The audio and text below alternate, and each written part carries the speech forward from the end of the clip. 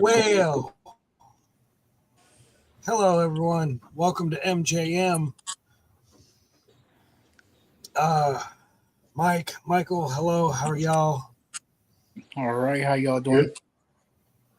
What are y'all excited for in wrestling this week? Uh, I want to find out more about the Wyatt Six because they're starting to finally post on social media now. So they're posting pictures. Hopefully, it's a return. I saw that. And I'm looking forward to hopefully this countdown they showed that number 4 in the black background of smoke. Hopefully, this is that Malachi Black from AEW, Lester Black. So that's my I excitement. Yeah. I think that would be interesting. Haven't seen Malachi Black in quite a while. Yep. What do you guys So think let's about? see. What do you guys think about Penta? Oh yeah. I mean, he's just Braun Breaker versus Penta is coming. yeah. That is coming, and for real, Penta, he has came in. I I I have to say it like this: like Penta, um, excites me like Jacob Fatu. Penta comes in and he is the real deal luchador. Um, and we haven't had uh, real luchador wrestling in WWE for quite some time. Yes, we've had Rey Mysterio. Yes, we've had the LWO, but Penta has shown, he's came, he's conquered, he's dominated. He is still undefeated, um, much like Jacob Fatu. Fatu has come in. He's been about everything that he's been about, even through the bloodline. He outshined Solo Sikoa. He outshined Yeah. everybody in the bloodline,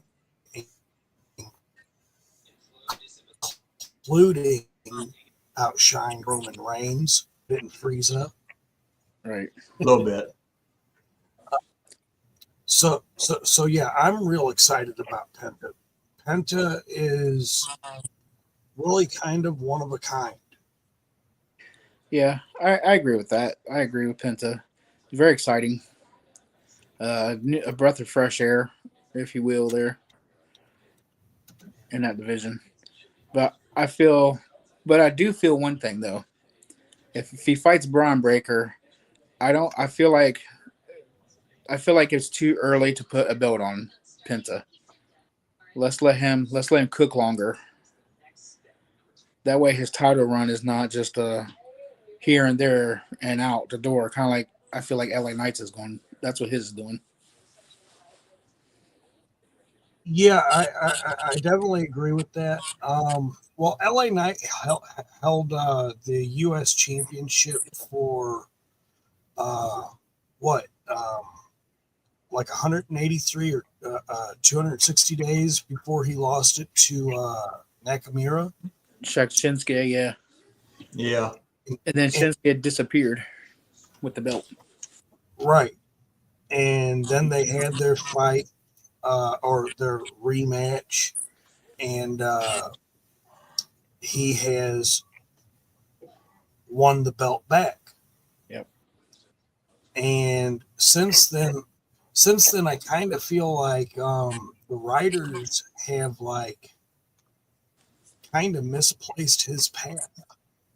Yeah, like they're killing his momentum and his pop and everything, like the crowd. Like he Hmm. still gets one, but it ain't like it was getting like not like it was. No. Right. And LA Knight. You yeah, he said, let me talk to you. uh, uh, love me some LA Knight. I mean, Speaking of LA Knight, they on this past Friday night SmackDown, they had what turned into a 6-way with the outcoming of Braun Strowman, which was awesome. They faced well, I still call them the old bloodline. But even though they're not the bloodline, I still call them the bloodline, basically, because, well, they've never switched forces. So they were with Solo Sikoa, Tamatanga, and, of course, Jacob Fatu, the werewolf, the Samoan werewolf. Let me get that right. What did y'all think about that match? I mean, I thought it was absolutely phenomenal. Yeah, I thought it was a great match. You know. Yep, I agree with that. Really good match. A lot of action. A lot of high intensity. It was really good. I can't really say nothing bad about this match at all. Like, it's where it should be. Yeah, I thought so too. Like they brought everything really to this match. Like Strowman always goes all out. Fatu always goes all out. I was even somewhat impressed with Jimmy, known as Big Jim now, and I kind of actually like this 3-way tag team that they did: Strowman, Jimmy, and LA Knight. Yeah. Against the secondary original Uso, or excuse me, not Usos, Bloodline. Yeah. It was definitely high energy and high impact, and oh my God, the moves that Jacob Fatu uses, he does that backwards splash on Strowman like 4 damn times. I mean, yeah.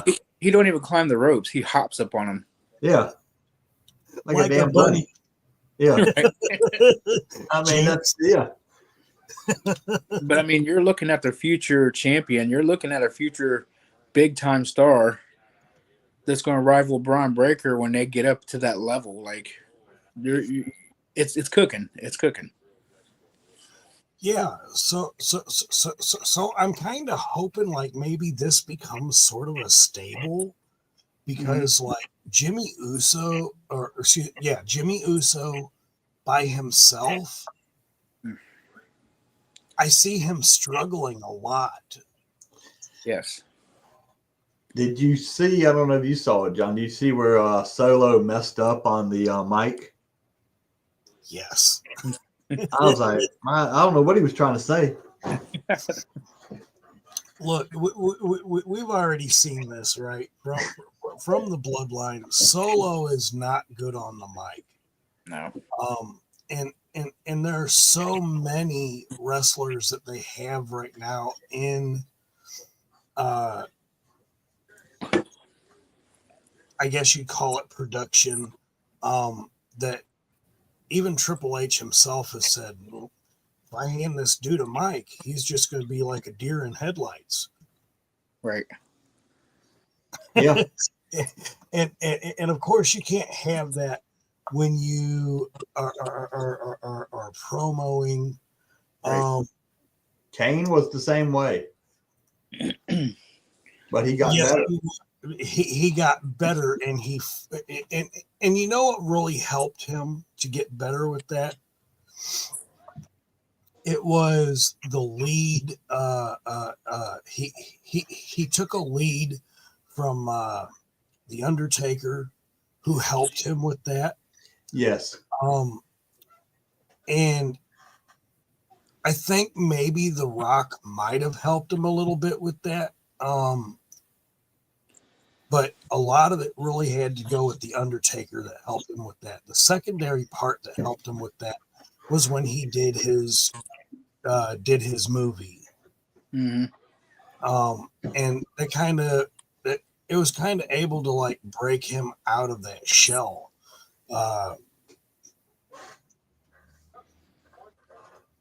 That's my opinion. Yeah. Well, that's kind of like LA Knight. If you watch some of his little interviews, he said everybody used to say, "Oh, you're copying The Rock. You're copying Stone Cold."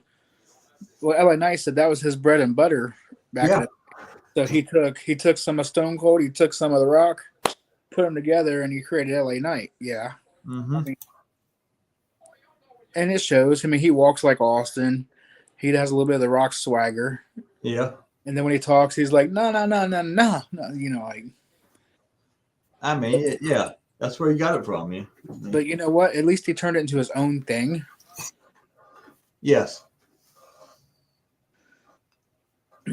But we'll never, in my opinion, we will never get anybody better on the mic like Dusty Rhodes, Ric Flair, and The Rock. Those three, in my opinion, on a mic are just dynamite. Yeah. Yeah. They are. Because if I could have a minute of your time, if you will, I on Dusty Rhodes, because we're gonna get funky like a monkey. mean, Piper was good too. Piper was good. Piper's a nut. I mean, But Dusty Rhodes and Ric Flair, man, when they did their promos on each other, you could feel they was so good. It made you think that intensity was there. That these two just could not stand to be in the same building together. Like, they had that energy. yeah, Yeah, that. I completely agree with that. Like, well, you know who actually got really good at his promos before he passed? Eddie Guerrero. Yes. Yeah, Eddie was funny. He was a clown. He actually got so good. And like, what sticks in my mind when it comes to Eddie Guerrero is when he went for the title versus Brock Lesnar, and Oh, yeah. it was before he got into the title match. The WrestleMania, I forget what it was. I think it was WrestleMania that he won it. Yeah, I could. him and Chris Benoit both won WrestleMania. They won the championships. Yeah, that is right. Okay, yeah. So when he cut his promo to Brock, he says, "Yeah, I was an addict. I lost my family. I lost my friends. I lost everything. But now I will always be an addict.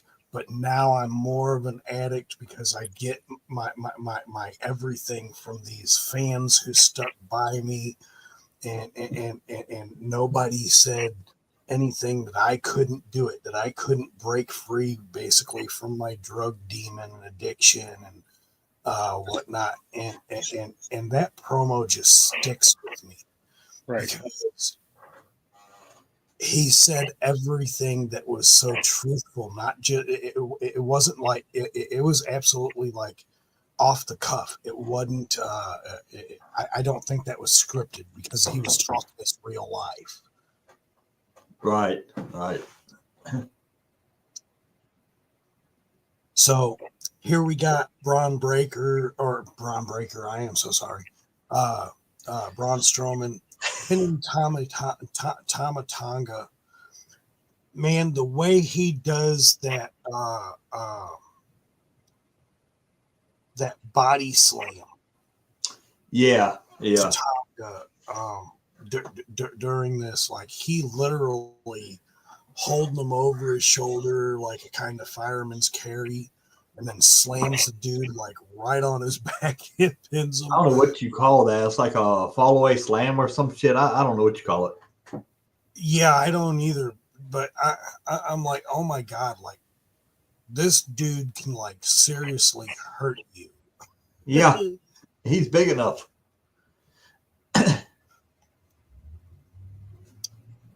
Let me see. Let me get into another video. Image. Let's see. So my next image that I will bring up is, Yeah, that was a decent match. Charlotte Flair versus I can't remember this other young lady's name. B Fab. Okay, yeah, it really was a decent match. I I can't complain about any part of it. Like I I know Charlotte Flair's getting up there. I know I think about her. How much more does she have in her? Um, Yeah. she's already been out with several knee injuries, leg injuries, and I like this version of the figure four. Kind of weird, but I kind of like this version of the figure four. And of course, she wasn't letting it go at the end of that. No. The ladies division, the women's division has truly impressed me. Um, now that I've become more accustomed to seeing it. Like this is like even off the cuff, like maybe a little better than when Stratus and Lita Yeah. uh, and uh, uh, uh, a lot of the other women that were there during that time, back in the Attitude Era and just after the Attitude Era. Like the women are impressing me a lot, and I'm so happy for it, and I'm happy for them that they're being able to showcase that they can actually hang in the ring with some, even if it's not hanging in the ring with dudes, Right. they can actually put on a really good show. Because again, it's really all about entertainment, and of course, nobody really wants to see anybody get hurt. No. Or do we? Not the women anyway. The dudes can bleed all they want.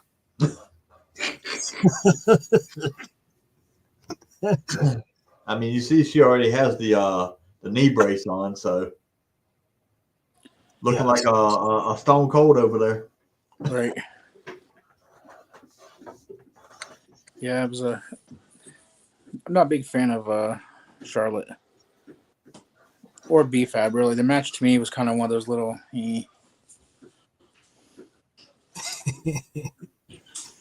what threw it off for you, Mike? You already know Charlotte's going to win. Well, yeah. Like, it's just one of those predictable matches that WWE is starting to shoot out here lately. And that's one thing that's annoying me with the WWE is the predictability. It's starting to happen. But this match, I Yes. knew B-Fab was going to be she's going to be a throwaway star, is what I call them.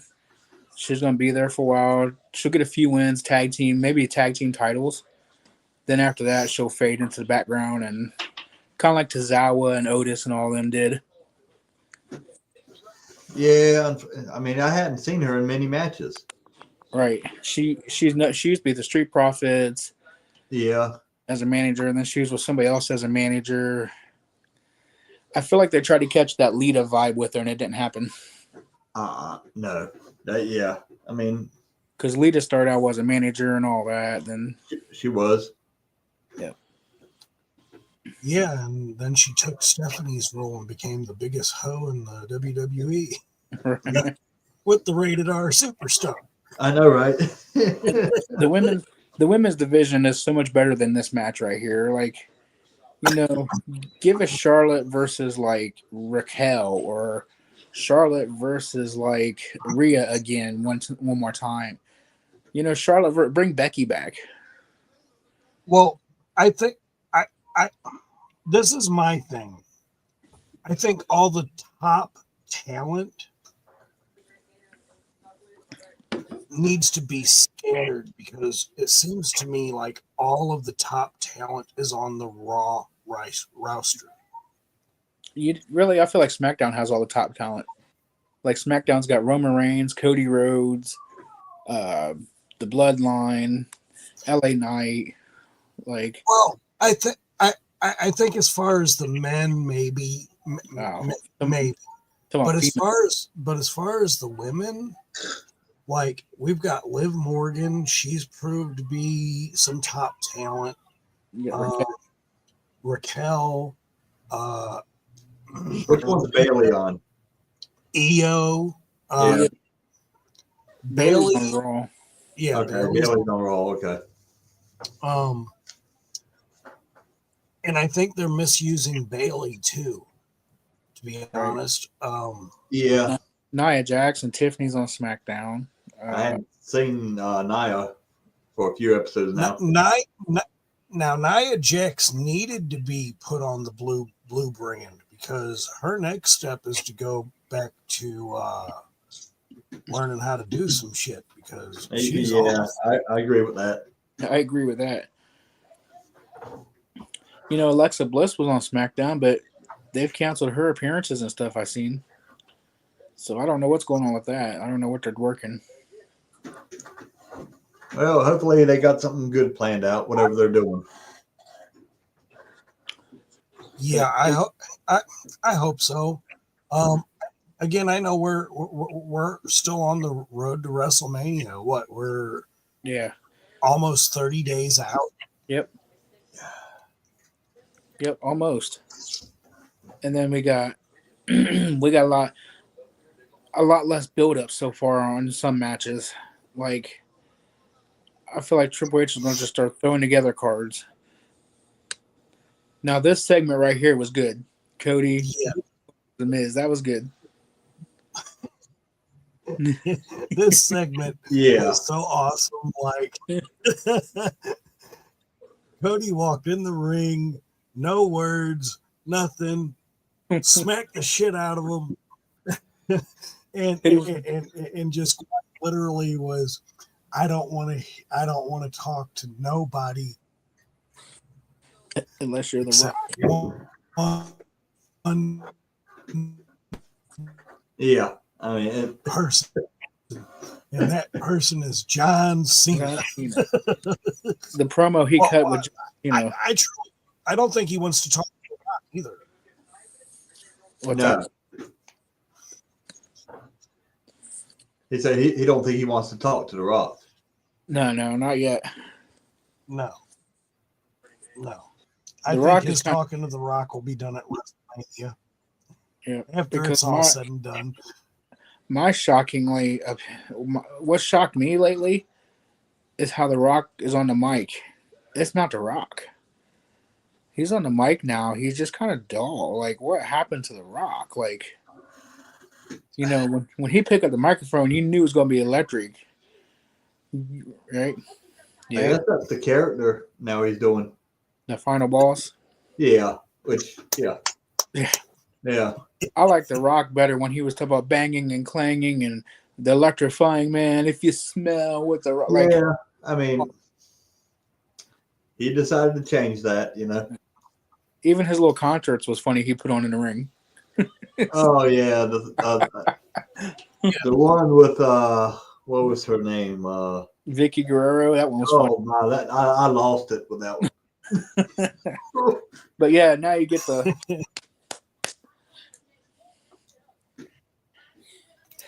like, wow, even when he did with Goldberg, right? That was funny. Oh, but man. you know, as far as Cody Rhodes is going, like I was telling John one night, I feel like we need Cody to turn heel now because he's done all he can do as the baby face. He's carrying the company. But I feel like his character can go better if he goes heel and makes a full circle and comes back babyface, like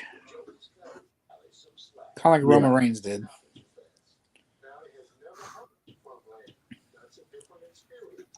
So and this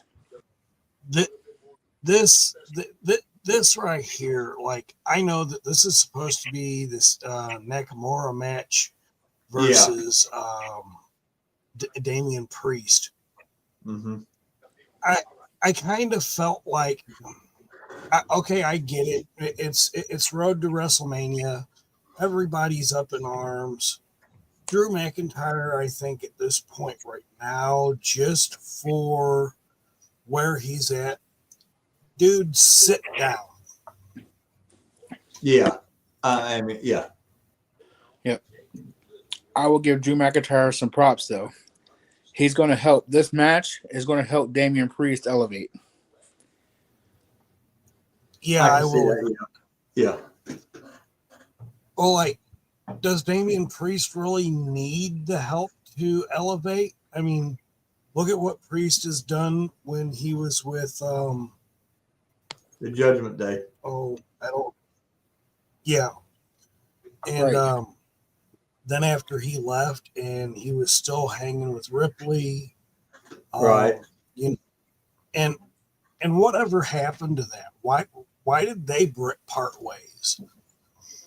The thing I got is the story I got from the behind the scenes thing was Rhea wanted to continue doing her own thing, and Priest wanted to go to SmackDown to prove himself by himself. But if the need be, if they ever need to call each other, they're still the Titans of Tower, or whatever. They're the Twin Terrors. But they just want to do their own thing, but have each other's back.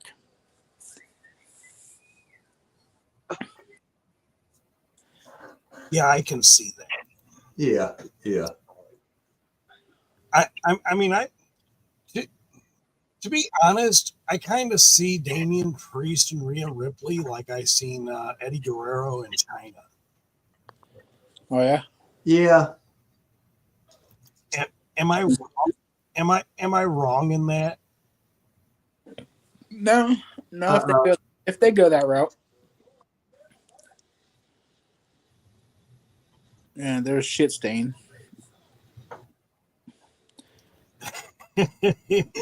Nakamura took his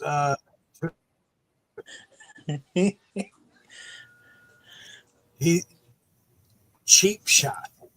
Yeah, hit him right in the back of the head, and then, yeah. Right. I call him shit. I have to admit, I have to. I love Shinsuke Nakamura. Like he is so unconventional.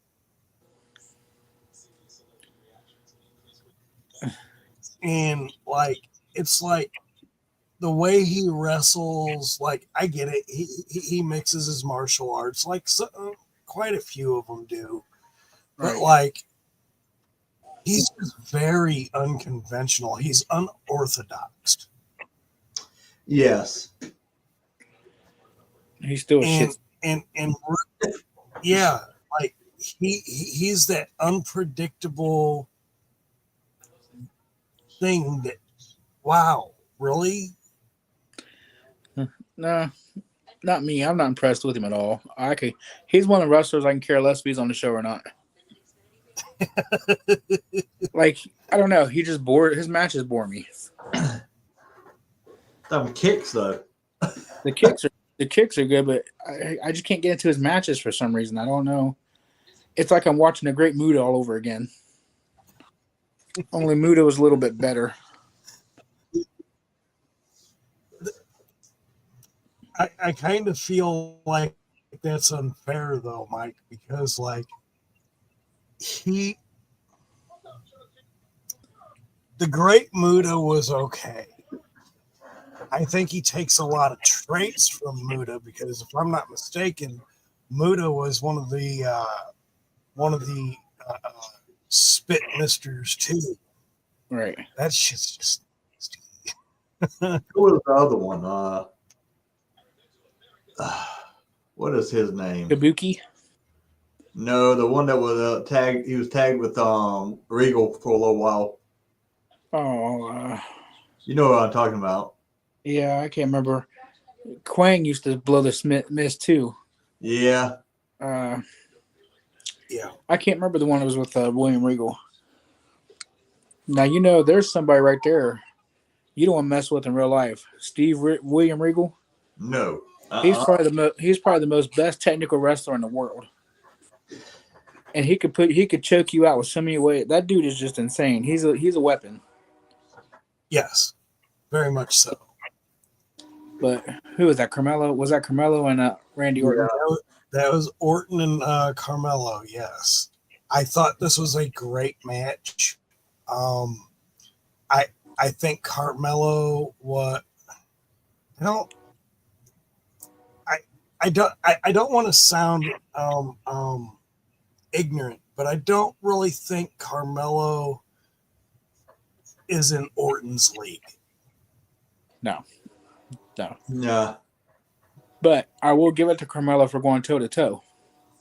Yes, absolutely. I mean, it was a phenomenal match, Mm-hmm. but I, I, I don't see him beating Orton any. Oh, no. No. Orton like seriously has like first of all he's been in WWE now. It's like he's just not in his league. Right. No. And by the end of this, the match was great. I loved the high flying from Carmelo. I love the tactics that he used. I do believe that he has been misused and improperly placed within WWE. Mike, you and I have talked about that. Enlighten. That in NXT, I'll tell you, give you a little history lesson here. Carmelo Hayes and Braun Breaker, Joe Gacy. I mean, these guys had phenomenal matches in NXT. I mean, these was main event caliber matches. They get to the main roster. They're not with Shawn Michaels no more. They're with Triple H and Braun Breaker. Yeah, he's getting pushed, but he gets lost. You don't see him maybe 2 or 3 weeks at a time, and then he comes and wrestles.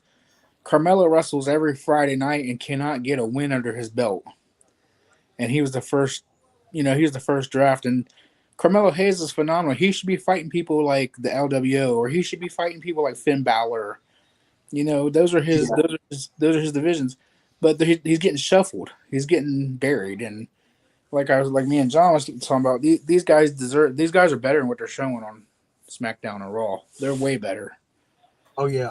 Like, well, that leads me to my next question. And actually, I should have brought it up when we were talking about Cody Rhodes thing. Although it doesn't happen to Cody Rhodes so much. I mean, yes, the fans cheer and they sing the song and this and that. But here's my biggest thing when I say that. Actually, I got to put this up. Thank you, Jamie, for saying this. Dave Taylor used to be tag teamed with William Regal, but I don't know if that's who you was talking I don't know if Dave Taylor. No, Dave Taylor. Whoever blew the mist. Not sure. I'll have to go back in archives for that. Right. But well, we'll get to that because we have another segment where we get to this, so we'll get to that. So let's see here. But as far as this match goes with Carmelo and Orton, I agree with you, John. He's not in Orton's league at all. He shouldn't have been in this match.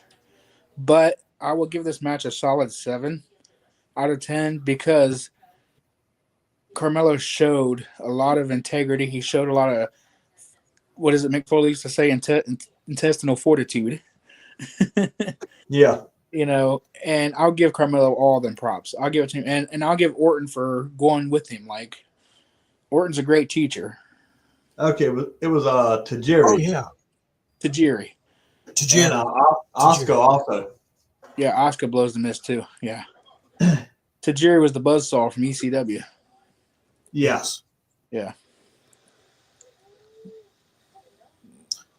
So at the end of before we get to the Kevin Owens interruption at the end, Orton hits Carmelo with the RKO. Not only once but twice. He hits Carmelo with the with the RKO, pins him, then turns around after the match and tries to offer his hand and say, "Hey, man, great match." What? Carmelo smacks his hand out the way. Yep. And Randy hits him with the RKO again. And as Carmelo is getting ready to get up, he was getting ready to have the football punt to the head. And guess who pulls him out of the ring? Yep. This jackass right here. Kevin Owens. The man right now that I love to hate because, like, he is, and he's a worker, and he gives it all. Like, if I have to say anything honestly, I am going to say this.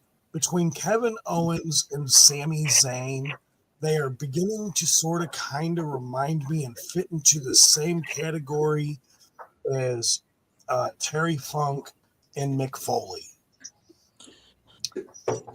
Sadly, I can agree with that. Even though I cannot stand Sami Zayn, I think he's worthless as shit. I hate Sami Zayn. Like, I cannot stand him at all. Like, but Kevin Owens, yeah, I'll give it to you. And I see where you're coming from, John. I mean, they do. They have that ethic. They have that. They have that Terry Funk and Mick Foley vibe. But I would lean more towards Kevin Owens than I would Sami. Oh yeah, I agree with you there. Like, I agree to lean more towards Kevin Owens because Kevin Owens, you know, he's been getting brutalized for like the last few months. Yeah.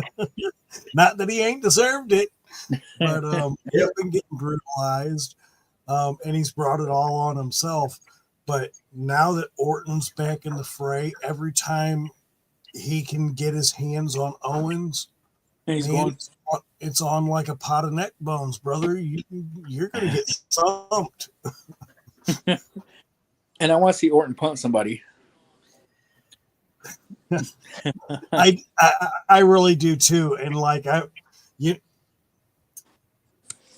hope it's at WrestleMania because I hope these two meet at WrestleMania for real. and I just want to see the Charlie Brown football head go. Mike, what was you excited about for SmackDown?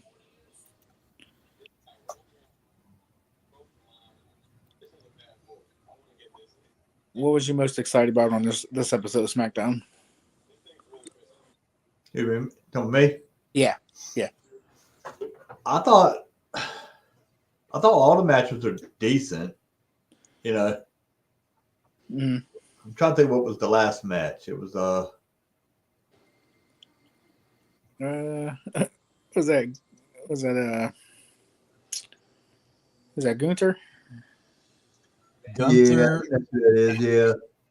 And the Spanish guy, I can't remember what his name is offhand. Yeah, they brought him in. This wasn't even a mercy killing. This was a straight beatdown. You know, here we go. I like Gunther. I think Gunther's a great heel. I think Gunther's bringing a lot of evil to the title. And the longer the match goes, the more favorite goes in Gunther. Yeah. He's got that old school wrestler mentality of like Frank Gotch and all them guys from the 40s and stuff. I'm not going to. No, yes, I am. I like Gunther, but here's my thing. He's a great heel. He's brought some darkness to the belt. But right now, all the bullshit that he keeps doing, attacking Jey Uso from behind, putting him in the sleeper hold. This guy here, he looks like he's about $110 soaking wet. Yeah.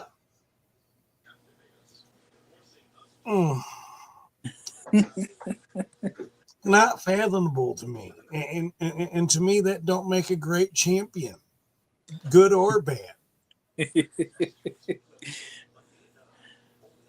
Yeah, Well, when I see these kind of matches with Gunther in a championship, I think of like Ted DiBiase. Who was those other arrogant champions who? Well, one of them back in the 80s, I can't remember. They went and got a midget or whatever and stuck their foot on him pending when they was a champion. I can't remember, but they kept putting like Yeah. I can't remember who it was. But Ted DiBiase would have people pay to beat people up for him, so then he'd go in and pin them. That's what this reminded me of. Yeah. I thought it was great, and I thought I think the promotion for WWE, WWE literally going around the world now. Not that they haven't been doing this before, because 11 years ago they were in this very city, and but it wasn't televised. Right.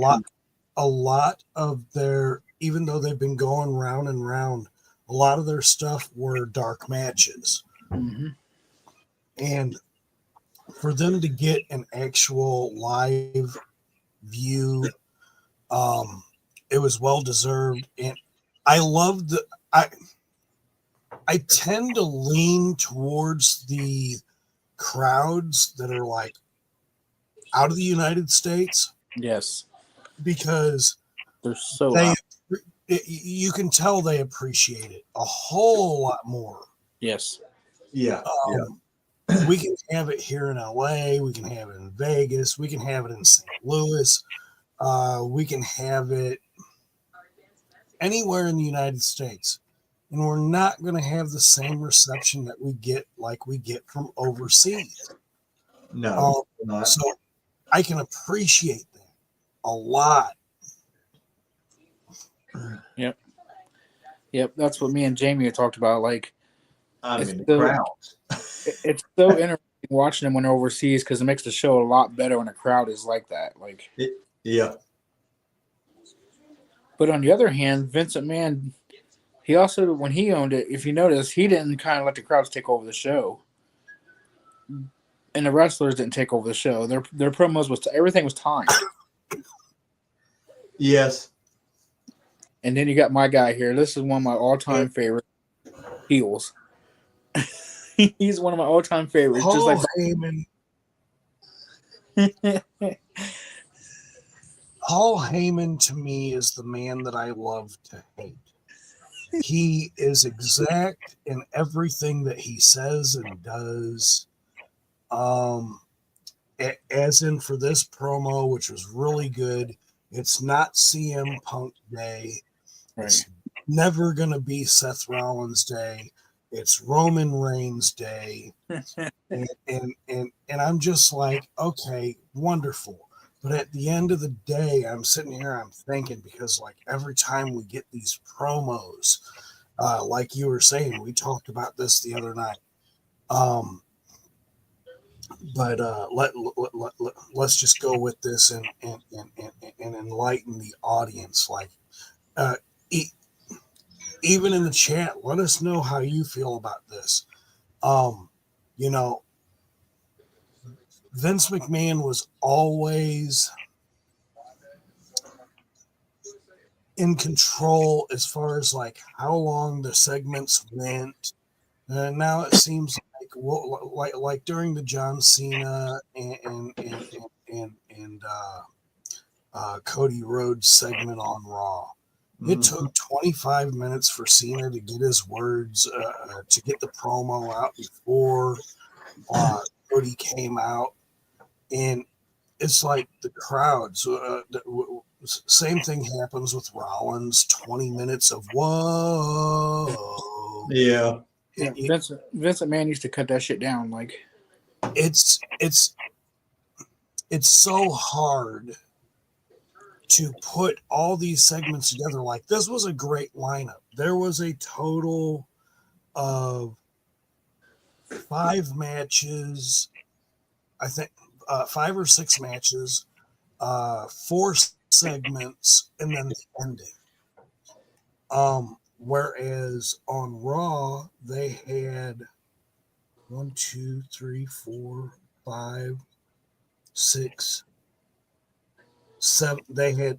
They had 7 matches in like 4 segments, and like those 4 segments weren't even all that long unless you were talking about John Cena and Cody Rhodes. And then when you had the Monday Night Rollins segment, like it's a time killer when we could be bringing out littler known players of the game Yeah. and shining the light on them to bring them to the forefront. Yeah. Get them that TV time because they need it. They're going to be the ones. Yeah. Once these guys are gone, they're going to need this TV time. I mean, you can't rely on your legends forever, and you can't rely on your veterans forever. No. Well, after that, what did y'all think about this segment with Paul Heyman? I loved it. I liked it. Like I said, Paul Heyman is to me, he's a Bobby the Brain Heenan. The two guys I cannot stand to hate. I can't stand him. I hate him, but I like him at the same time. Because you can't have a show with, like in the 80s, you can't have no wrestling without Bobby the Brain Heenan. You can't. You can't have no Heenan family. You can't have no Andre. I mean, come on. Well, like here's my thing. So I've got a prediction for this upcoming Friday night SmackDown. Seeing as we're going to have Roman Reigns there, we're going to have Seth Rollins there, we're going to have CM Punk there. Are they going to have a promo, or is it just going to be a turn into an all-out brawl? Oh, hopefully it's an all-out brawl. I kind of hope so too. Like, I don't want to see no microphones and anybody say, I don't want to hear the crowd going, whoa. And I don't want to hear CM Punk. Like, go out there and fuck each other up, please. Yeah. Right. Time for talking is over. We're on our way to WrestleMania. Like, tables, ladders, and chairs, please. Right. Barbed wire. I mean, come on. Oh, that's what we forgot too. Remember, Tiffany went after Charlotte, and they had a brawl. Yeah. Well, I didn't forget it. And you see, here's my thing, right? Tiffany Stratus and Charlotte Flair, they have been brawling for the last couple of weeks. Yeah. And it doesn't dishearten me, but it doesn't enlighten me. Right. I've already got the winner predicted for that WrestleMania match. Charlotte's walking out with the title. Probably, yeah. Because she's got to catch up to her daddy's legacy. She's what, 15? I hope she does, and at the same time, yeah. And at the same time, yeah, she's almost up there with her dad. Mm-hmm. Which I never. But at the same time, go ahead. At the same time, I also know, like, because it's always been this way with Charlotte Flair. I think except for one run where she actually held the title for a long period of time. Any other time that she's held the title for any amount of time, it's been like a couple of months, a couple of weeks. I'm hurt. I got to get rid of the title. I hope it's not like that this time. Like, come on. Yeah. Well, I never understood how you could be proud of being a 16-time, 17-time champion. That means you lost it technically 14, 15 times. Like, yeah. I'd rather be a one-time champion for like 4 or 5 years. Like, oh yeah, like back in the day, back in the day in the territories, like what was it? Bruno Sammartino's held it the longest in history. Like, right. he held it for like almost What? 8 years, 12 years, I thought. 12 years. Yeah, 12 years. Damn. Yeah. Bruno was a brawler. That would be a good superstars figure we need. Yes, I would agree. Yeah. Now, what's your thoughts on this happening? I'm glad this happened because, well, first of all, they have worked so hard. The Street Profits have worked so incredibly hard to get this. I can honestly say they deserve it. However, they're getting kind of old. At the same time, like they're not up there in years. Like they still got plenty of time to go. But they should have split up by now. I would agree to disagree. Like I think they've got a good chemistry. Obviously, I'm horrible with names. Like anybody, if you ever meet me and I don't remember your name, don't take it personally. I suck at names. I remember faces. Well, that's Montez Ford without the shirt and Dominic Hawkins with the little jersey thing on, the little Speedo. Montez Ford is Bianca's husband.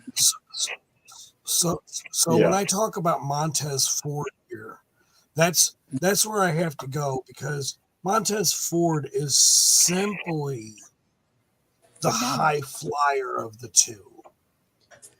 Yes. And he's got a skill set. And I'm not saying the other guy doesn't have a skill set. He does. He's not a high flyer. He's more of the power. Yeah.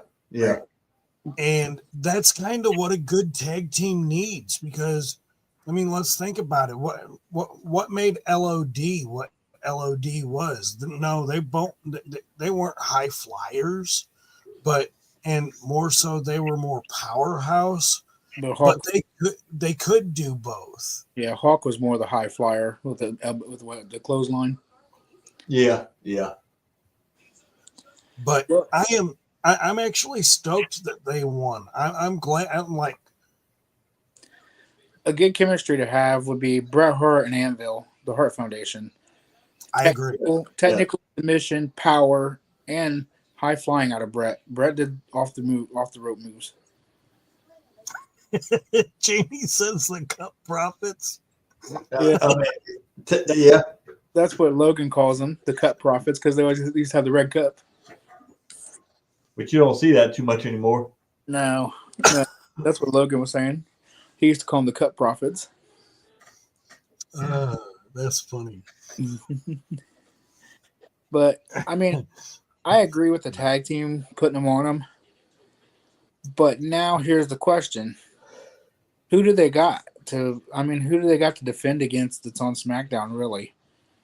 I mean, that tag team division is out of whack. Like, Raw, their tag team division is not that great. I mean, you got the War Raiders, and then you got the Street Profits. I mean, who are they really going to be fighting? Yeah, that's the problem. They have nobody to match them. The Usos split up because if you remember, the Usos and the Street Profits had good matches, great matches. I mean, yeah. I did hear Matt Hardy put in his retirement. Yeah, I heard that. They're still in TNA. They're the champs over there. Yeah, so I don't know if they would ever come over. I love everything about this. I love everything that's happening to John Cena. I'll be honest, half of that segment I skipped. Yeah, but I mean the way the crowd treated him and everything, I love it. Yeah, I'm like, all right, this is enough. Look, I've hated this guy since 2002. and then finally I get to witness the crowd burying. I mean, it don't really even bother me. But yeah. Like, it doesn't bother me about the heel turn so much. Like, I think it was a great move, to be honest. I think it should have been done sooner, but because he is retiring, I get it. It he's already said this. He's not making any new T-shirts. He's not making any new merchandise. He's not going to be doing, at least in the heel form of this promotion. He's not going to be doing any more Make-A-Wish. He's going to stay true to the heel turn. And I still kind of wish that he'd keep going with the Make-A-Wish, because really that doesn't make your character a heel and or a baby face. But Right. for him to sit here and tell the crowd, I'm not a baby face, I'm not a heel, I'm really just me, go fuck yourself, Yeah. without saying the words. Pardon my mouth. But at the end of the day, I'm kind of leaning into this heel turn. I think it would fit Cody better. I'm still also feeling like I don't care if Cena goes to WrestleMania. There's a lot of people that disagree with me, at least on this. I don't see Cena winning No, at WrestleMania. no, I don't. But if he does, that is a flip of the script that we would be normalized to when it comes to WWE. Right. And how long is he going to hold the title at that point? Like, because I get it, he's going to be at the end of 2025. It will be his last. Got a prediction on that. If he wins the title, he'll show up on Raw and gloat, talk about being 17 time. Yeah. Then he'll go to SmackDown, and it could be like Kane. Do you remember when Kane beat Stone Cold Steve Austin? Oh yes, I was thinking about that. And then the next night, Kane lost it. Yep. So will Cody come back and get his match and win it back, just so John could have it that 17 times and then be done? Because like you said, he's retiring. How long can he really carry the belt pay-per-view?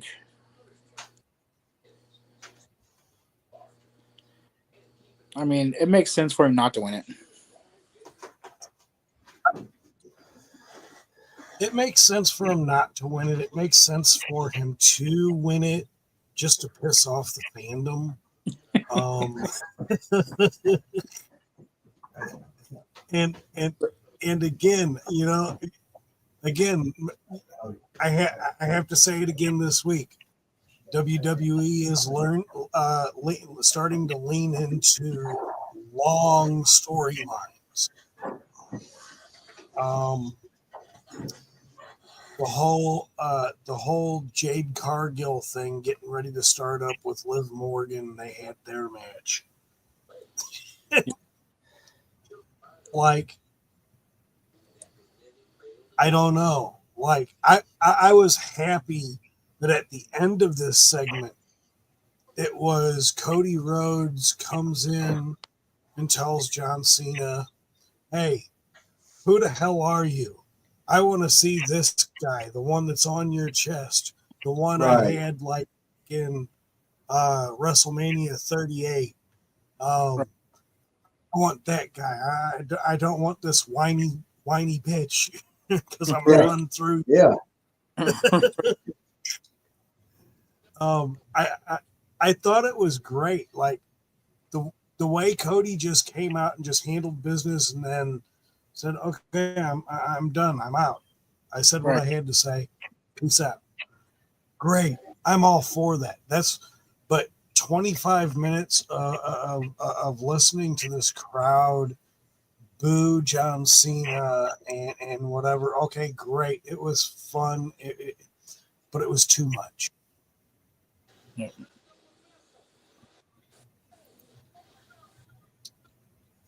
Let's see. Next match. Or at least next picture. Let's see. Right. Okay, so this was the no. I am so sorry. Ivy Nine.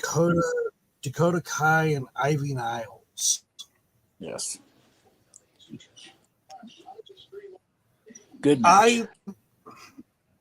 Yeah, It that was was a raw. great match. I'm liking. I am liking Ivy Niles. I think she should get away from the American, whatever the fuck they call themselves. Mm-hmm. I think she would be better without them. Yep. Especially without Chad Gable. I so dislike Chad Gable. Like Chad Gable's an Chad ass. Gable to me, he's a complete fraud. He used to be good. Chad Gable is a good wrestler. I'll give him that. He's a Him good, and Benjamin. but he's a wrestler. But he's an asshole. He's an asshole in the ring, like on the mic. He's an ass. Yeah. You remember he was a little pretty boy back in when he was he was tagging. Yeah, I remember he had the long hair and stuff. Oh yeah, he looks so weird like that now. But Ivy Nile is good. I wish Ivy Nile would break out on her own. Dakota Kai put a good match on, but Dakota Kai is another one of the wrestlers I could do without her. She's good and everything, but she's not somebody like Ivy Nile. Like, to me, Ivy Nile should have won this match. Yeah. Like, Ivy's too talented to be with these clowns. I actually don't know how the hell I did this, but I screwed up, I think.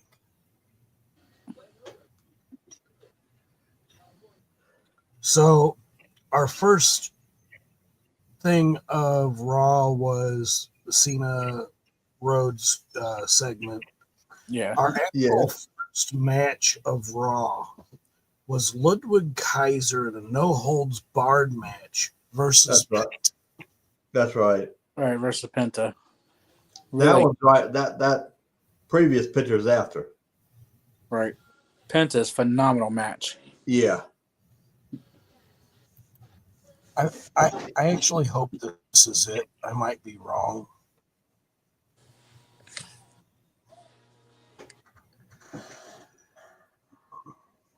Come on, show me picture. Show me picture. That is not it. No, that's Jay and Jay in Theory. That was a whole 30-second match. Yeah. that was great. We'll get back to that. Yeah, that was fun. Yeah, because I read about that match. I know what happened, so when we get there, we'll talk about that. Yeah. So man, look, that the whole Penta no hold barred Ludwig Kaiser match, it was fantastic. I agree. I because I don't have that. I don't want to have the next segment on the screen, so we can talk about this. Kaiser has been asking for it. Yeah, he's a dick, and he finally got it. Like he finally, but I'm sure there's more to come. Oh yeah. Mm-hmm. Again, Penta wanting to go after Braun Breaker's IC belt. I see it as a good thing, but I see it as too soon, as we discussed. Mm-hmm. And I know we're all in agreement with that, but at the end of the day, I want to see more matches like what I just seen on Raw with Penta and Kaiser, and Yep. I want to see something like hell, I wouldn't even mind seeing Penta go against Jey Uso. You know what I'm saying? Yeah. Or we can get a match with I don't want to say his name too loud. Butch. Yeah. Butch, Finn Balor and Penta. I mean, Rey Mysterio and Penta. We got a lot. We could do Dragon Lee and Penta. I mean, the cards are there. Hell, I know he ain't shown much right now, but mark my words, when he starts, Dominic Mysterio, watch. That's what I'm. Yeah. Because Dominic's skilled. Don't let his gimmick twist you. Dominic has skills. We saw when he was a good Dominic guy. has skills, but here's my thing with Dominic, right? The dude is a freaking bone. Like he's a meat sack for real. Like He's might as well be a lucha libre and stay that way. He's not built in any kind of way. He might be in shape, but dude is a freaking skeleton. Like, bulk up a little bit, dude. I mean, the best thing he's got from him, he's tall. What I like about Dom that he's doing, and people ain't catching on to it, is he's Eddie Guerrero. He's got the hair. Yeah, we know this. You see his shirts be the Eddie Guerrero type of shirts. I mean, yeah. And it's all gonna play into that storyline. I feel like Eddie's my dad, and it's gonna be hilarious. I just want to see. I want to see how far it goes. You know, I absolutely. I like him. I mean, a lot of people don't, but yeah. Jamie likes Ivy now. She's cool. Yeah, Ivy now is cool. Yeah. But besides, he's what, 25? 25. I want to say somewhere around there. So he's probably the youngest there. Yeah, him and maybe Theory. Yeah, him and Theory. Now, this picture conflicts me. I love Rhea Ripley. I love Io Sky, and I like Bianca Belair. All three of these are my faves, and I hate when WWE does this to me. I think we're going to have a fourth. You think so? Because of what Jade said. She said, I didn't like how Bianca tagged with Naomi and act like she was nothing. I think so. I think you're right, John. Yeah. She didn't like that. She didn't like that too well. No. That's really tearing me apart. And see, that's the thing, you know, like well, here's my biggest thing, right? For 2 weeks in a row now, these two women, Bianca Belair and I kind of understand from Rhea Ripley's point of view, but here's the thing: they have both literally disrespected Io Sky. They have, yeah. The hands in the face, pushing her back like she's a little nothing. Yeah, you just. Yep, I agree. Like, back off, little girl. Women are talking like, hold up, wait a minute. I'm kind of like in the sense of kind of waiting for Io Sky to like do one of those round the world and back snaps type shit. Like, look, let me tell y'all. No, y'all already are not going to disrespect me. She said that in this segment. You will not disrespect me not one more time. And what did they do? Hand in the face, pushed her down. Rhea kicks her in the stomach, power bombs her on top of Bianca Belair. Yeah, and then signs the contract. It's not binding. There's no way that can be binding. Right. But you know what? It's WWE. So guess what's going to happen? It's binding. So next week, I kind of have a feeling to see Jade Cargill come out and crack all three of them in the head and Right. sign the contract too, right? I mean, yeah. You know, a lot of people still claiming that Jade got it wrong. A lot of people still claiming that she shouldn't attack Naomi, but it's like Naomi admitted to it. So why are people still saying this? Yeah, she admitted to it, unless there's something behind the scenes we don't know about. Right? I mean, it's WWE Well, storytelling. there's always something behind the scenes that we don't know about. Well, I mean, in the end, after everything was said and done, I mean, look, Rikishi had to stick his nose in it.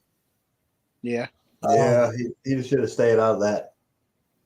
Yeah. Like, okay, I get it. It's your, but that's your daughter-in-law. Yeah. That's Jey Uso's wife. Yeah. That's Jimmy's wife. Jimmy's wife. It still reminds me of the little the segment with Stone Cold where Rikishi ran him over with a car. Yep, that's what it reminds me of. He's like, I did it for The Rock. The Rock's like, you ain't did it for me. But at the end of the day, for this match at WrestleMania, much as I love everybody, okay, Rhea, we've had as champion for a while. We've had Bianca as champion. I wouldn't mind if Jade or Io Sky walks out champion. Yes. We don't need the other two as champion anymore. Right. I think later on down the line, Rhea can get it back. Yeah. Right now, let Io or Jade take it. But Jade's still young and rookie. Let Io run for a while, and then build her and Jade up. Mm-hmm. Like, I can see that. Yeah. I want to see Io Sky's run last longer than her first run. But she's phenomenal. She is really a good talent. She was with Damage Control, right? Her first run? Yep. With Asuka? Yep. Okay. Io Sky is amazing. She is. Like, speaking of Asuka, I'd like to see her come back. Yes. Yep. But I do like all four women involved in the match. Jade, Bianca. I mean, you throw Becky Lynch in there, and I would just be lost. Like, damn, who do I root for? Like, because Becky did sign a contract. Yeah. What's Jeff saying? I can't see it on my end. Always go opposite, Jamie, Mike, lol.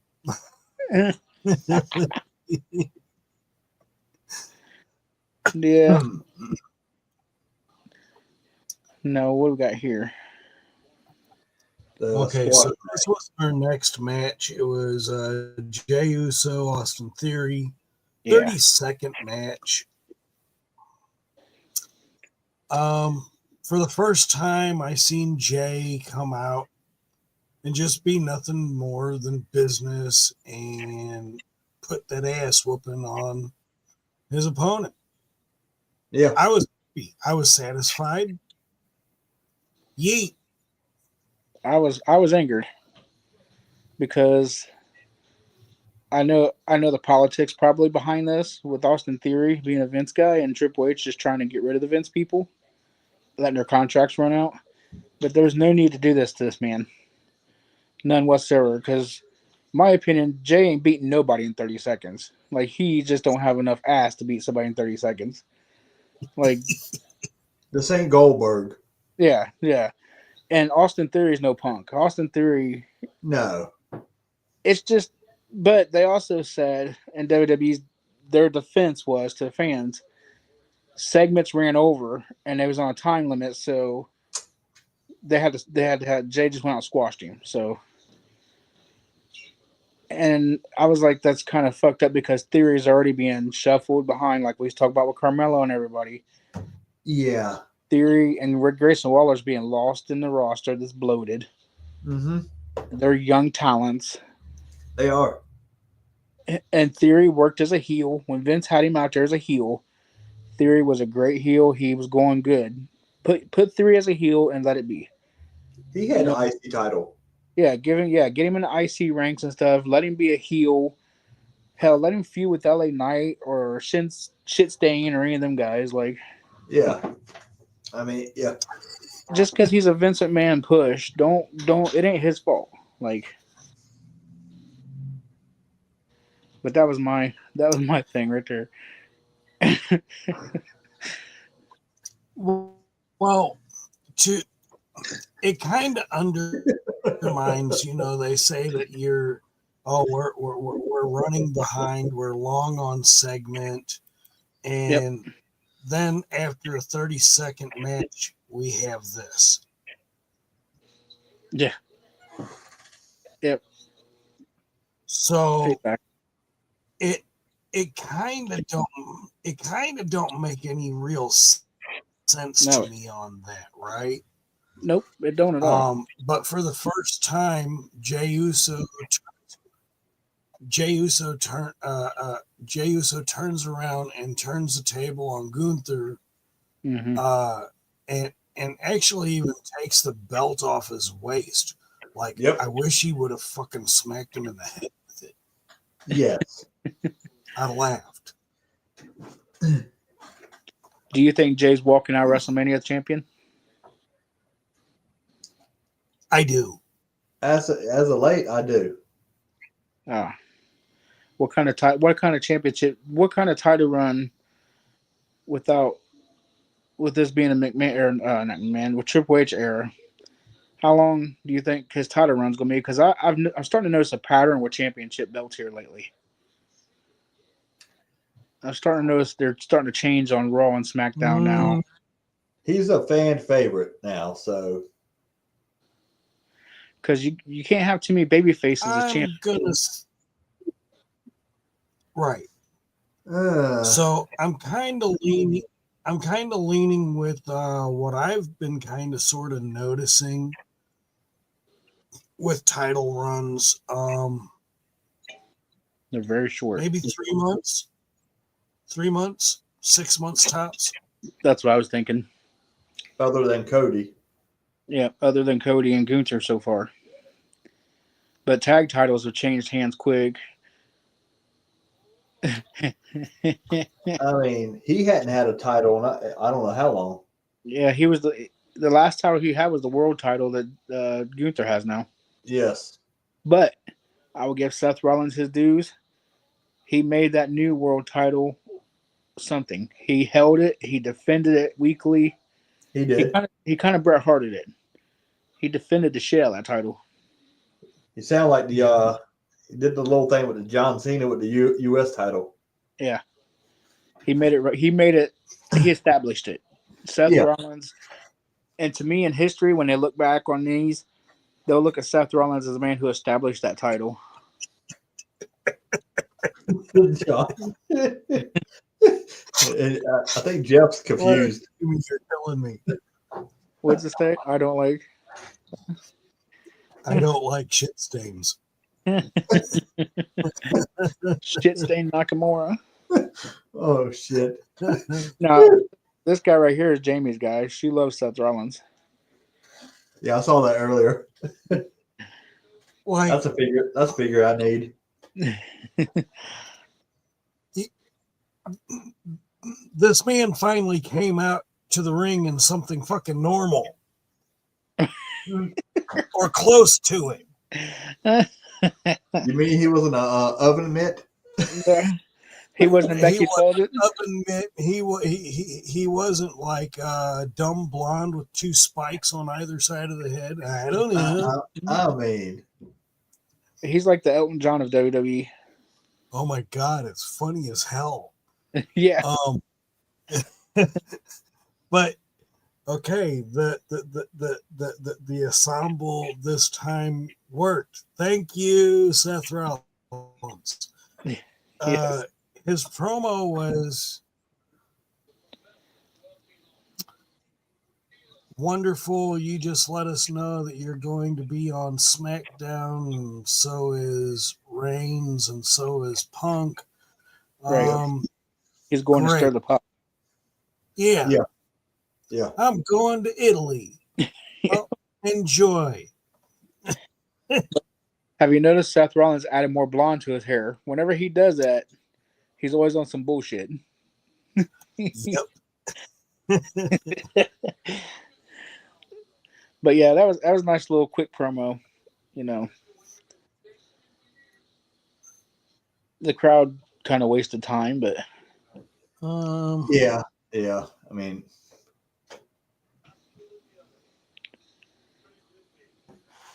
that might be my last picture of because I think this nope. this was the main event This right here. is yeah, because after Rollins, then it was the main event. And I'm not gonna call him. I'm so tired of This calling him. I'm so tired of calling him Braun Breaker. That's Braun Steiner. yeah. like can't I den- sat there, I had to like really do a double take when he came out to the ring. Like I even had to pause, still pause. And I know it's not Scott Steiner's son, Right. it's Rick's, but he looks so much like Scott, Yes. facial wise. Yeah. Oh yeah. And he sounds like his dad when he talks. It's so funny. Yeah. And he's got his dad's like build. he's got the best of both. Yeah. He's got his dad's build. He's got his uncle's looks, and he's got their moves. Hey, look, he's not far off from Scott Steiner's build. No, he's not far at all. No. Like, I mean, he's got the damn neck and everything. That family's got some serious genetics. Oh yeah. Yeah. Yeah, because if you look at younger pictures of Rick Steiner, his neck was huge, man. Yeah. Yeah. But Rick Steiner was also a collegiate. Well, they was all collegiate wrestlers in college. Roman Greco and all that shit. But this man's speed is unreal. Yes. Well, 23 miles an hour bouncing off the ropes 3 times, or just running halfway around the ring. And it's incredible to watch it on TV because you can see the speed. Like I know Strowman can move pretty fast too now. Well, like, but not like that. yes, he can, and that's a big ass dude. And he should not be able to move that not fast. like this. That's one big son of a bitch. Yes. But yes, Braun Breaker, I would love to see him in person running like that. I would love to see that in person. But well, like when I first seen Braun Breaker or Braun Steiner or whatever we want to call him, at first I was like, "Who is this dude?" Because like I didn't know that he was a Steiner's child, second or third generation. I didn't know, but I noticed the tattoo on his arm, which kind of reminded me of Bill Goldberg. right. Yes. See, And then, of course, he kept coming with that spear. I'm like, Berg's kid. right. And then I was right. Hey, it's not Goldberg's kid. And then I was shocked that it was Rick Steiner's child. I'm like, holy crap. Well, I'm such a Steiner fan. So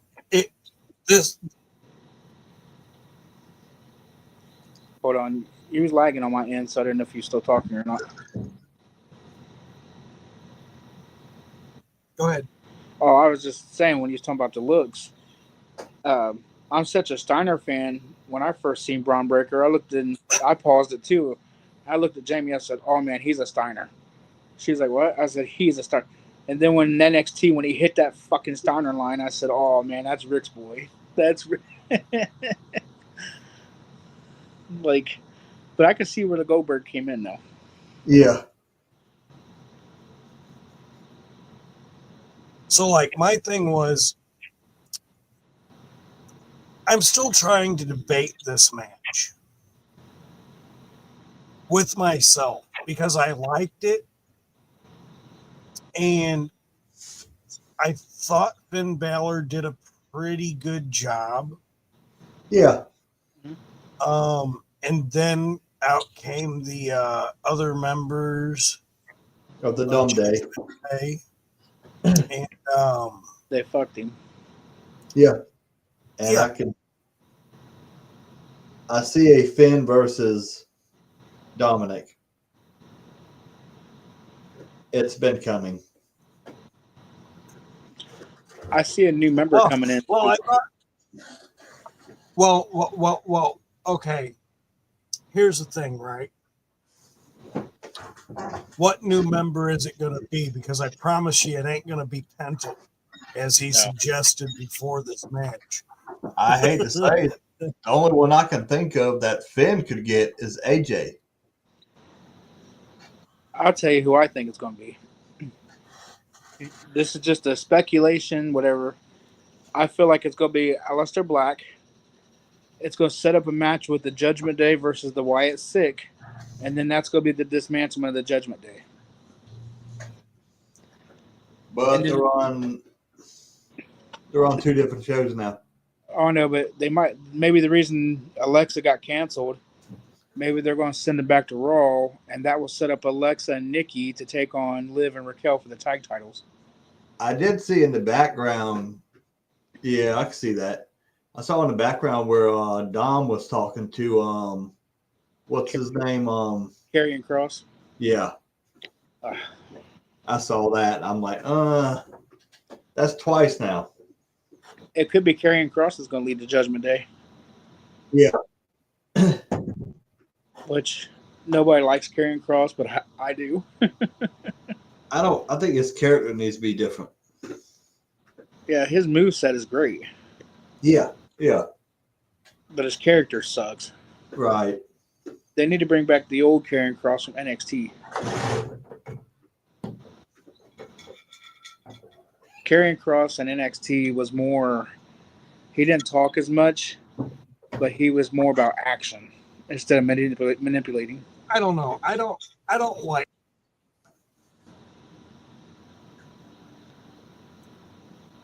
I really didn't watch NXT, so.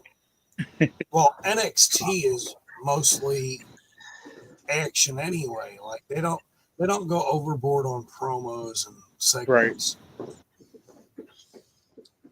I thought they lost their opportunity with unfortunately with Baron Corbin. Baron Corbin, he's tried so many gimmicks. I think he's gone now, but yeah. Yeah, they finally released him, but once again, from me watching all these years too, Baron Corbin's best years was under Vince McMahon. Yeah. Seemed like he cut his hair off. Seemed like he. Yeah, because Baron Corbin was a champion at one time and everything else. He had a big push, but then when everything started shifting around and things started going differently, and then he was the was it Raw manager? Yeah. And then he started getting lost in the shuffle. He started getting buried, and yeah, yeah. Yep. I think he was a good wrestler. Yeah. His finisher was nice. What was it? Deep Six or whatever? Yeah. Good move. But that's like back in the day. Ahmed Johnson was a great wrestler, and they buried him after the whole domination stuff. Like, I don't think Farouk didn't like him. Yeah, Ron Simmons. Yeah. And he was but that Pearl River Plunge, I mean, Ahmed Johnson was a powerhouse. Oh, yeah. Yeah. That man took on, who was it, Vader? Yeah, he Pearl River plunged the Undertaker. I mean. Yeah. I mean. Not too many people could say they did things to Undertaker. No. Not at all. Yeah, I think we got one more match, John. I think it's that tag match. Oh, yeah. And unfortunately, because I wasn't paying attention, I didn't have any pictures of that. That was the Creed brothers versus LWO.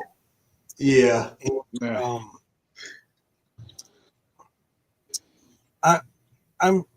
I'm personally so tired of the American whatever American made. Yeah. the fake American.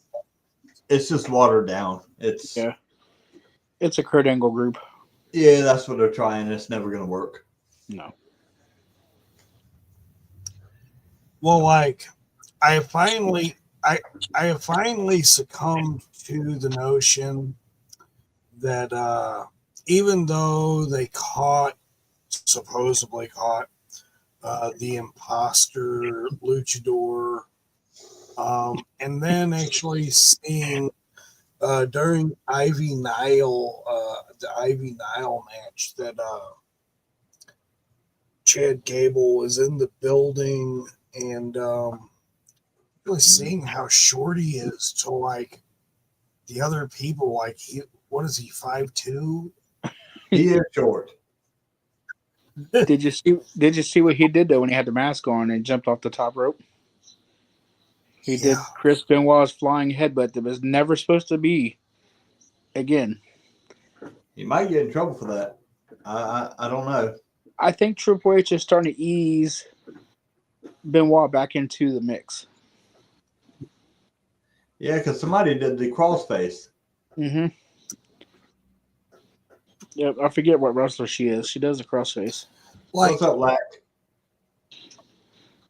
Like Zirac. The general's in the house. The salute. general is in the. Yep, I gave Lack a salute. Always nice to have Lack in the chat. Yes.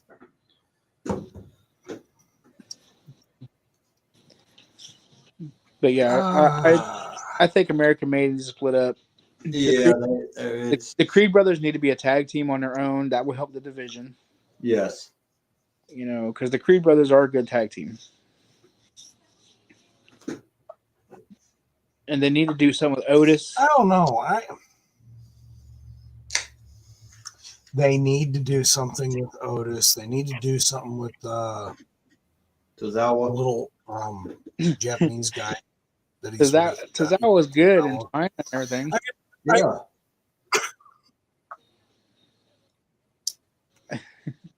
Mary is back.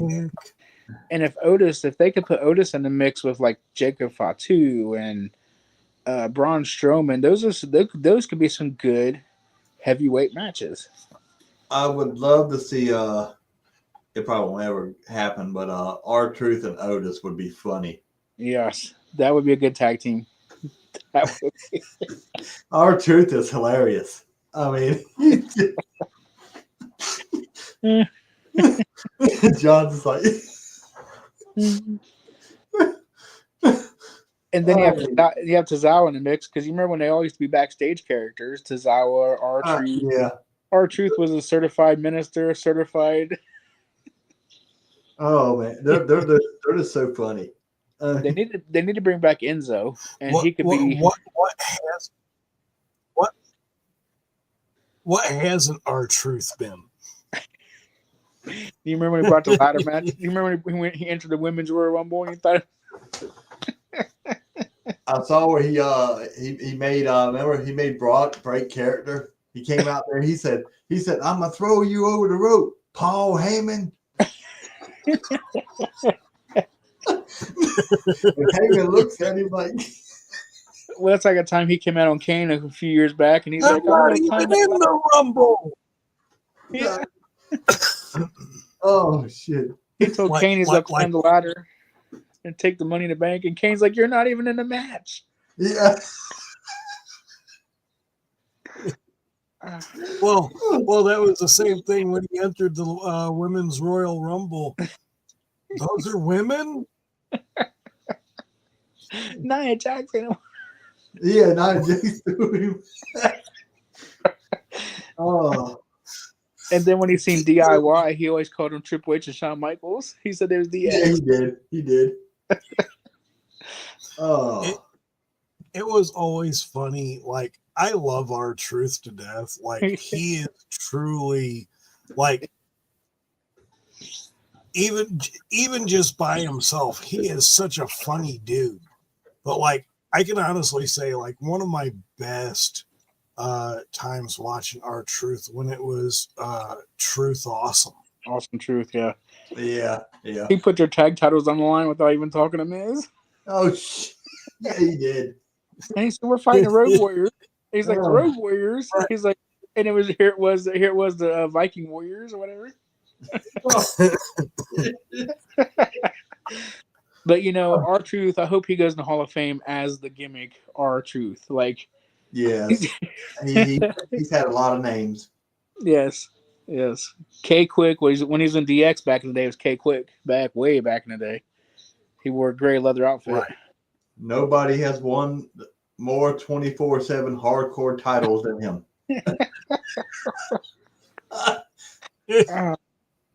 Right. And then you got the power of Tozawa. Yeah. He had it once, I think. Yeah. That belt was retarded, though. You had everybody running everywhere. That's the same as the hardcore title. Well, we didn't just have the hardcore title. We had Stone Cold Smoking Skull title, the Brahma Bull title. And those weren't even real titles, but like, it was just fun. The gimmick was fun. It didn't get old until it got old, but it was still but again, back in WCW, they had the world title, the world tag, the heavyweight title, the WCW tag title.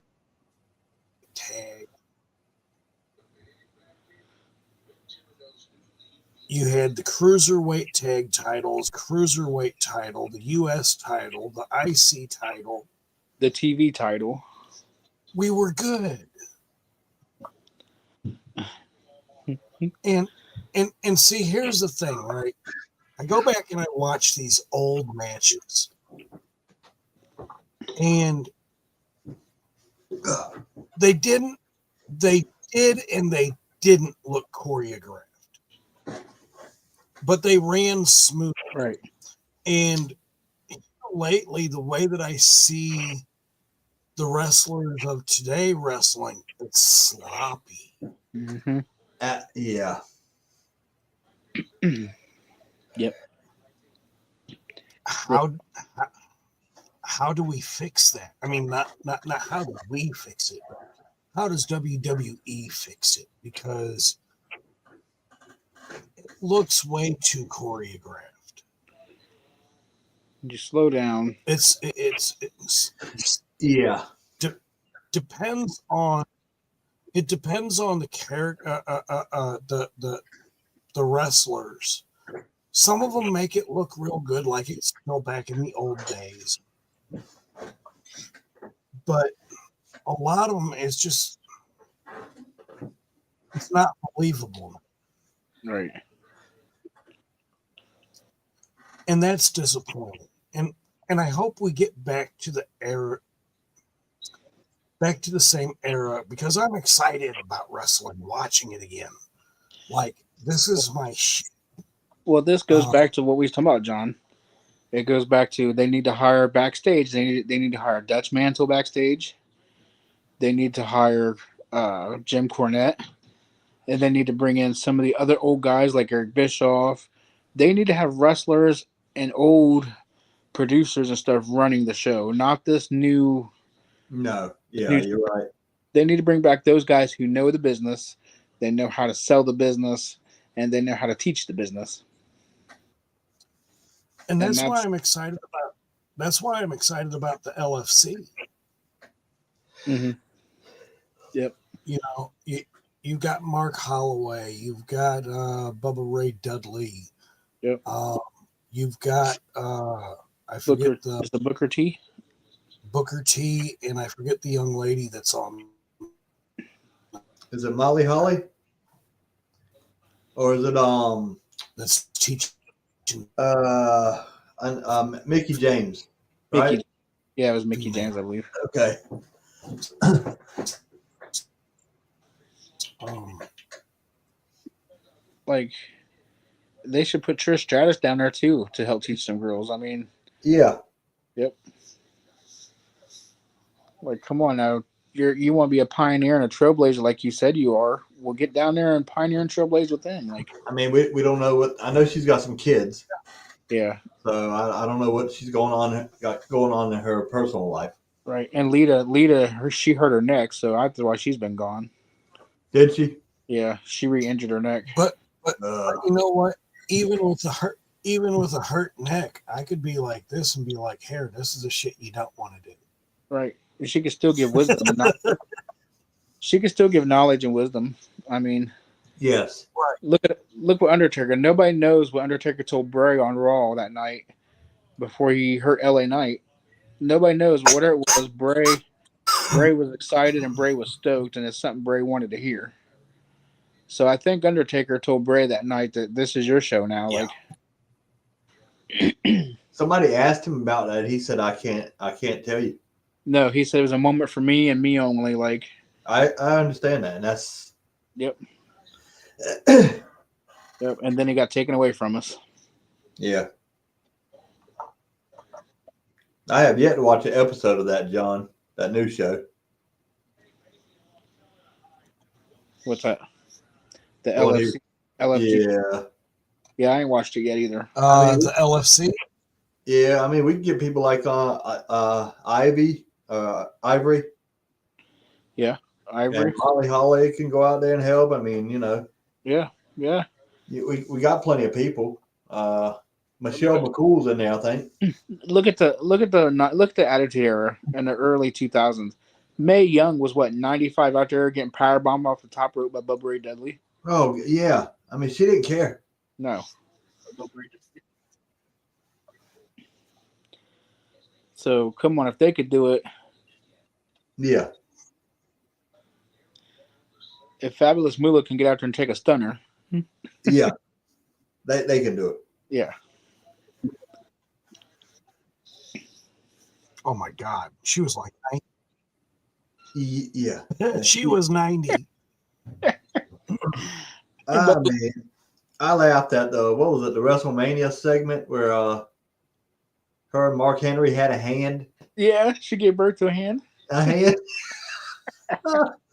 Did you? If you go back and watch when Bubba Ray Dudley powerbombed her off the top rope, look at his face. It's like he sits there and goes in a trance. Like, Yeah, I don't know if he did that just to do it or what. it was. But she wanted to take a hit like the boys, like she said. Yep. I think they won the women's tag titles once. Her and Moolah. Probably, yeah.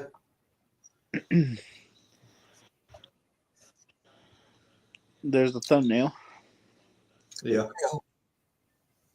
This is the thumbnail. I think that I kind of like it because it's the action figures of like all the action figures like demolished and whatnot, and it doesn't portray any one particular Right. like actual wrestler. Kind of like the way this design came out, but I want to let everyone know it'll either be the next episode or the episode following. MJM will be moving to its own YouTube channel. Mm-hmm. So please be aware and look out for it. I thank everybody for being here in the chat and those who will just be watching. Please remember to like, subscribe, share, and leave comments. It will all help this new channel. And it's going to be great. What are we excited for like the next segment to be coming up? I'm excited about. We're gonna see what happens on SmackDown. See what kind of build up gets up in there. Hopefully something big is happening here soon. Like we got a lot of stuff coming up. Like new wrestlers debuting or coming back from AEW, whatever. So that's gonna be exciting. I'm looking forward to that for the next show. Like hopefully they can give us more hints or more reveal of who we got going on and to deal with and talk about. Right. So that's what I'm looking forward to. We'll see what happens with WrestleMania matches. Yeah. Yeah. WrestleMania is right around the corner. Yeah. I mean, Man, less than 30. yep. And it's 2 nights, Saturday and Sunday. Yep. Whoever Yeah, thought? because I think the first night is the Hall of Fame induction. Mm-hmm. And then you got 5 matches or whatever. Yep. So yeah, that's going to be fun. It's going to be interesting. They need to bring WrestleMania to St. Louis. Then you bring WrestleMania to Ohio. But then tickets are outrageous. I mean, even for Raw, They are. like it's pretty high. You'd have to save a nice little nest egg for it. Yeah. But It depends on where you want to sit. Yeah. That too. For WrestleMania, if I had to save the money the whole year around, I would want up close as I could get at WrestleMania. Yes. I mean that's yeah. Yep. I mean, if you want to Like, say I if you're don't taking the time to save the money for the ticket and merchandise, then you want it to be good and memorable. You want to be as close to the ring as you can.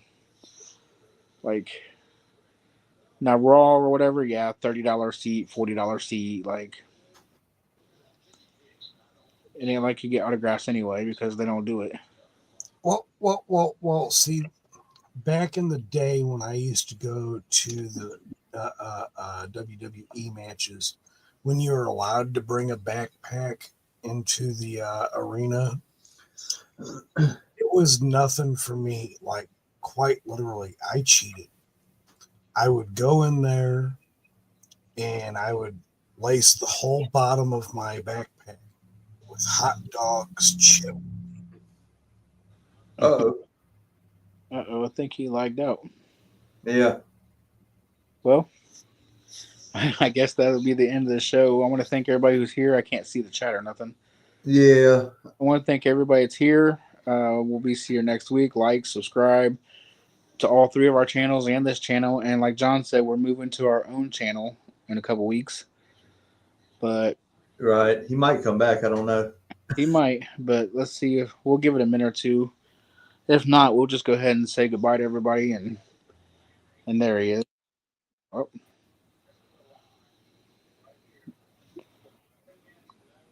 There we go.